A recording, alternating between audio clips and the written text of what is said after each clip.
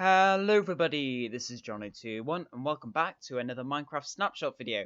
Today, we're going to be covering the latest snapshot for the Java edition of Minecraft, which is 20w22a. Now this snapshot brought some changes to the way villagers interact with their job sites and also fixed a whole load of bugs. And just before we start today's video, I just want to say that I've just launched a Jono21 community Discord server which you can join and chat with like-minded people like you who are subscribed to me and talk to me as well.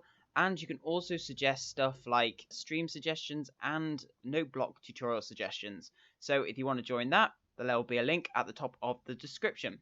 But without further ado, let's get into today's video. So the one addition in this snapshot is they've added a little victory dance for when piglins successfully complete a hunt. As you can see, they're waggling their arms and they're bobbing their head.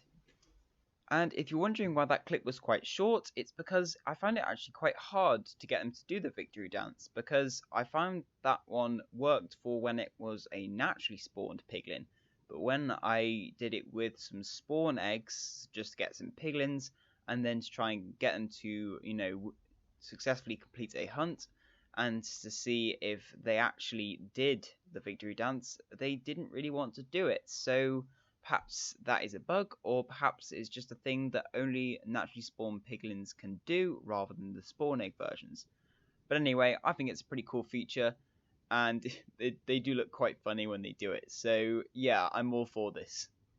There has also been some changes to villager workstation logic in this snapshot, so now when you have two villagers, they will no longer try to work at the same workstation, and only one will actually try and work at it. Also, villagers will now actually have to walk and reach the workstation before getting a job off it. So basically, this previously would have been a librarian over here, and he would have been walking to it, but now it actually has to walk to it and reach it before it gets the job that the job site gives it. Also, when it comes to claiming a workstation, now a villager with more experience in that profession will claim it first. So even if I place the lectern closest to the unemployed villager, this librarian will still claim it. You can probably see it better if I place it over this way. You see, the villager will not go and claim it as he normally do, but this villager will go and claim it because he's more experienced in that job. There has also been a change that now villagers will not actually be able to claim a workstation or a job during the night or a raid. I don't believe they were ever meant to, but they've just made sure that they can't now. And they've also made it so villagers will check and make sure their workstation is valid at all times of the day, as long as they are within 16 blocks of their workstation. So just some small changes to the way villager workstation logic works. But as always, when you have small changes to stuff like villagers, you have to think about whether villager breeders and villager trading halls are going to work anymore. So I'd be interested to see if designs still actually work. Another change that is village related is the fact that now bells can be hung from the underside of even more blocks, like walls. They now follow the same placement rules as lanterns when it comes to being placed on the underside of blocks, and just to give you an example, they can now be placed on the underside of stuff like glass panes and even flower pots. If you've played the game for a while, you will know that when a villager gets struck by lightning, it will turn into a witch. Now, these witches normally, when they were converted from villagers, used to be able to despawn. However, in this snapshot, they've made it so they will no longer actually despawn.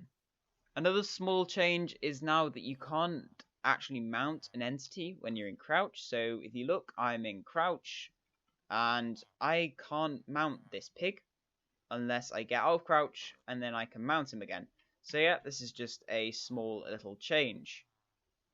There's also been a small change to Endermen. They will now no longer despawn when they are holding a block.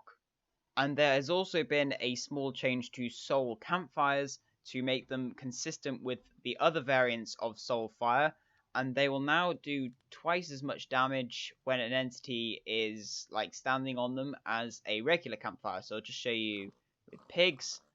The one on the left should kill it quicker, and even though I put the pig on first, it killed it much quicker, and this pig has actually managed to escape. And now we move on to some of the technical changes in this snapshot. Now, when it comes to shaders, I never use shaders, so I'm not going to be able to tell you too much about shader support for accessing depth buffer, but you can read this, and if you use shaders in your world at all, then you should be able to hopefully make some sense of these. But I'll be able to explain some of the data pack stuff. Now, they've done some changes to data pack loading, so if a data pack reload fails, changes will not be applied and the game will continue using the previous data, which means if you have a faulty data pack, it won't try and load it, and maybe corrupt stuff. And also, if existing data packs prevent worlds from loading, the game will give an option to load the world in safe mode, which only loads vanilla data packs.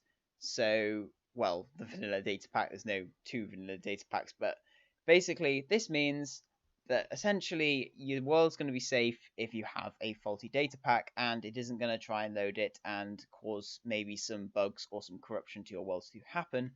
And yeah, they've added a few more things as well, like a safe mode option that kind of partners with this one. And there's been some changes to data pack list, stored only after a successful reload, so you won't store any data packs that aren't going to work. And the game will now detect critical data pack issues like missing required tags to prevent the world from being loaded. So essentially, just trying to make sure that your worlds don't get broken if you have faulty data packs. And just moving back up here for a second, it says cached repeated block types, lookups, and collision during pathfinding for increased performance, minor optimizations in collision detection, and top level elements in predicate file can now be array. All contents will be ANDed. So I don't really understand what these last three mean. I'm sure for those people who are into the technical side of Minecraft will understand, but I think all you need to be worried about is, they're basically just making changes to the game to make it better and run more smoothly. That's generally what technical changes do. And there's also a whole load of bug fixes. Some of them I've already covered, like the Enderman despawning when it had a block. Skilled villagers without job site do not get precedent over unemployed villagers. So yeah, there's a load here to read up on, and I'll leave a link in the description where you can read up on all the bug fixes. There is quite a few this week. And yeah, so thanks so much for watching. That is going to wrap up Snapshot 20w22a. I hope you enjoyed it. Leave a like if it was informative, and make sure to subscribe to stay up to date with Minecraft news. I do Snapshot videos every week. And as always, this has been Johnny21, and I shall see you later.